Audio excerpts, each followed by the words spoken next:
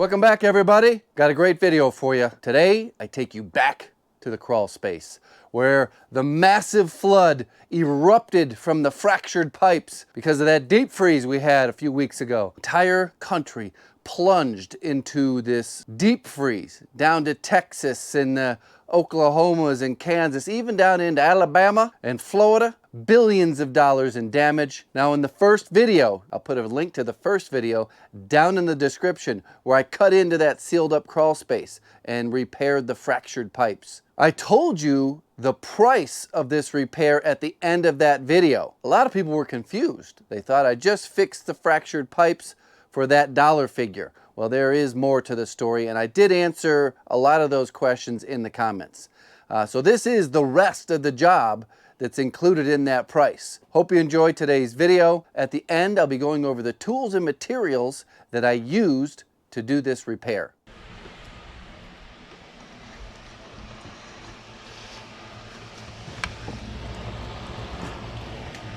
Those are 24 inches on center. Strange. I'm gonna figure it out.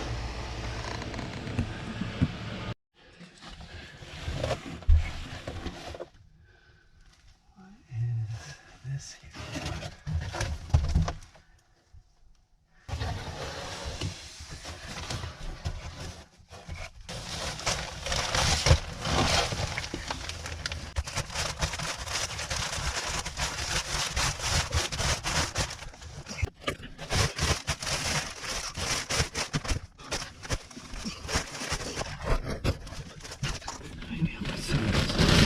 Bricks on top.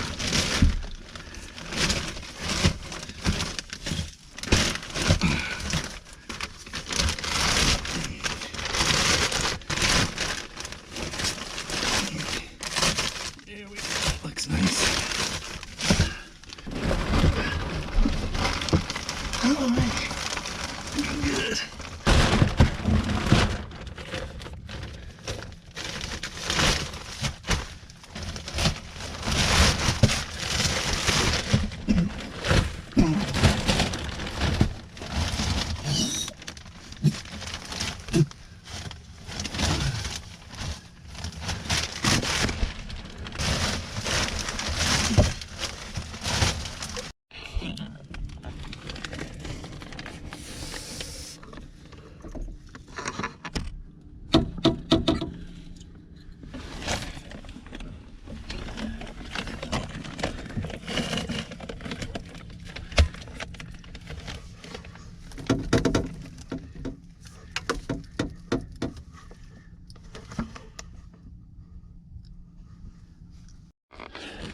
So I wasn't counting on 24 inch on center, so I got 16 inch on center insulation, but I'm going to make it work. Over here,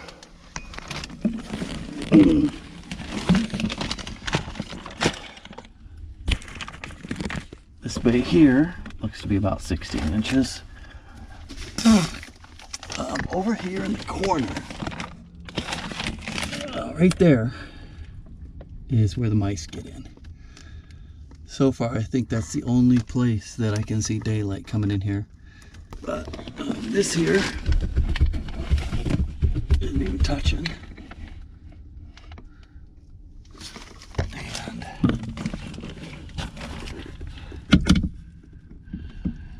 these joists aren't touching.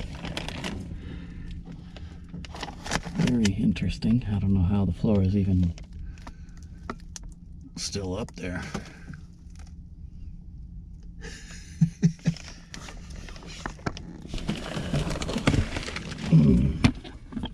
This is crazy.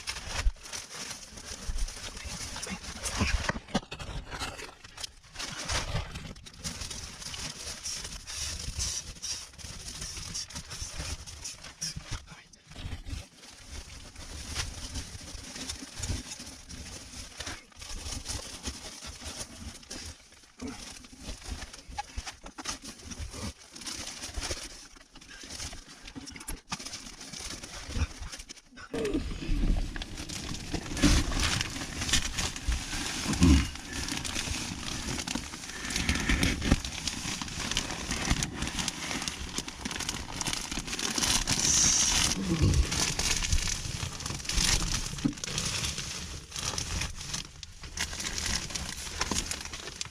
then I'm going to go across there.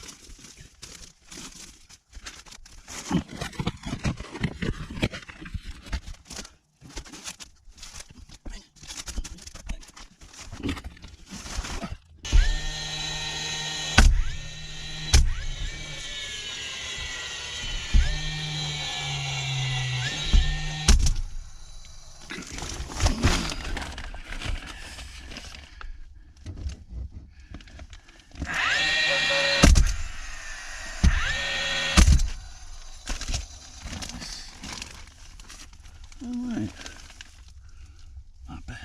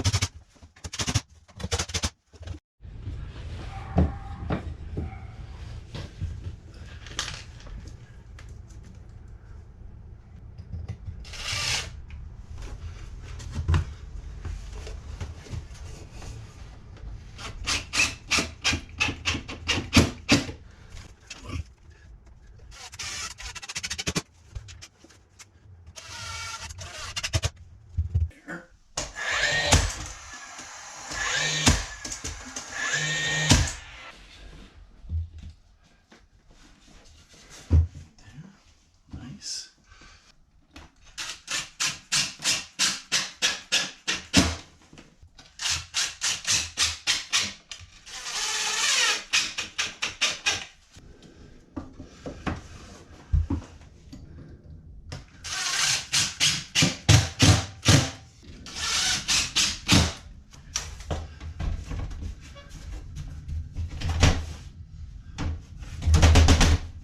Is that not big enough?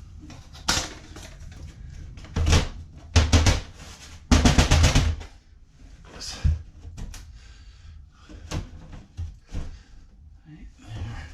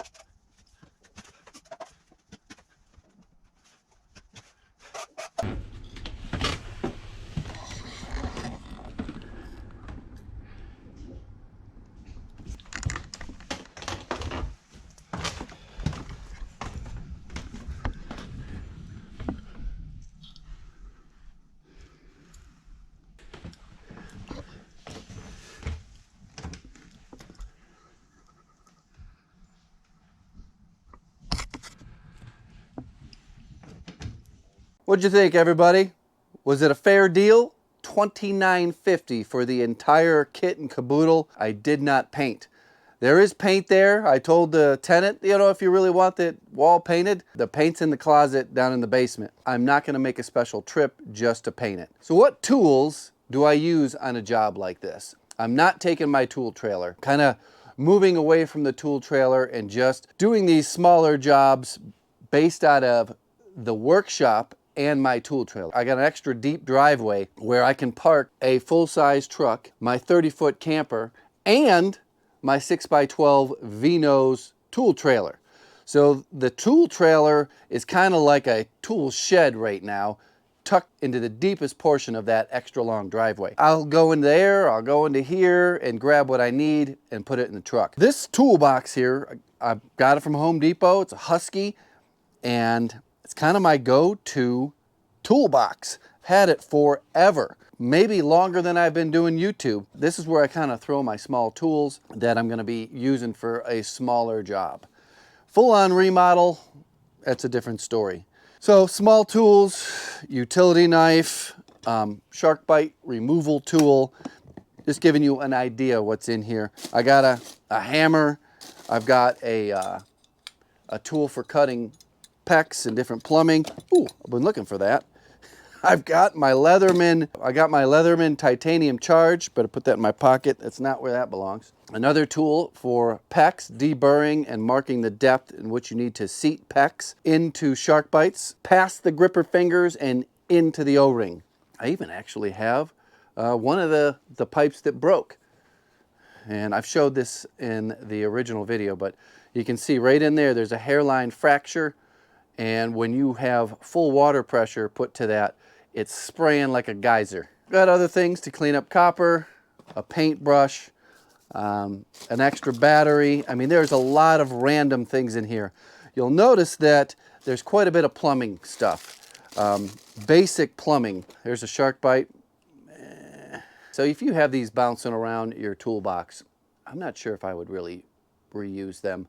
I do have this product called plumber's grease that you can re-lube up those O-rings if you're going to reuse a shark bite that's been bouncing around a toolbox in the dust. You don't want dust and debris or those O-rings to dry out. Been carrying this thing around. I got it. Fucking thing. Not sure where this came from. I think it came with an Amazon purchase or something. But this here is perfect for the handyman that maintains rentals. You stick this down a drain and then you rip out, oh, that hurts. Rip out the hair. This is my second one. I lost my first one. I've had to do this a lot in rentals where the ladies are at. I'm going to put this aside. A lot of people ask, what brand tool should I buy? Should I buy Milwaukee? Should I buy the Makita? Should I buy the DeWalt? And I'm not brand loyal whatsoever. I chose a battery platform, and I chose the DeWalt battery platform. I've previously had their old school 18 volts. I don't think there's anything better about DeWalt versus Milwaukee versus Makita. Those are contractor grade tools. You go down to Ryobi, you get to the homeowner grade. So what I took with me, trusty impact screw gun. This is not for drilling, even though people have argued with me that they go drilling all the time with their impact driver.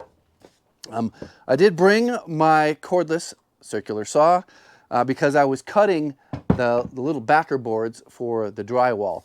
I pre-cut them here. I didn't know if I was going to need more, so I brought this with me. The light, it worked pretty good in that crawl space, especially for filming. I was very surprised at the quality of video just using this light. This is just on a, I don't know, one of their smaller, I don't know what the amp hour is on this one, but this is their lower amp hour lightweight battery. Also, my vibrating tool, probably the most significant advancement in tools, I'd say in the last decade. I think the impact driver and the vibrating, oscillating multi-tool have been the biggest game changers in remodeling and home repair. You don't usually use this on new construction. For remodeling, home repairs, these two tools have to come with me. I can cut through a full 2x4 with this. I probably didn't need to bring this, but I threw it in there anyways. For the drywall repairs, got my, what is this, a 14-inch? Ooh, that probably hurt your ears. 14-inch stainless steel pan, just a 6-inch knife, and got to have your fiber fuse. Fiber fuse. This is fiberglass drywall tape. It's great for repairs, especially when you use setting compound. That's what's in the mystery bag right here. Setting compound.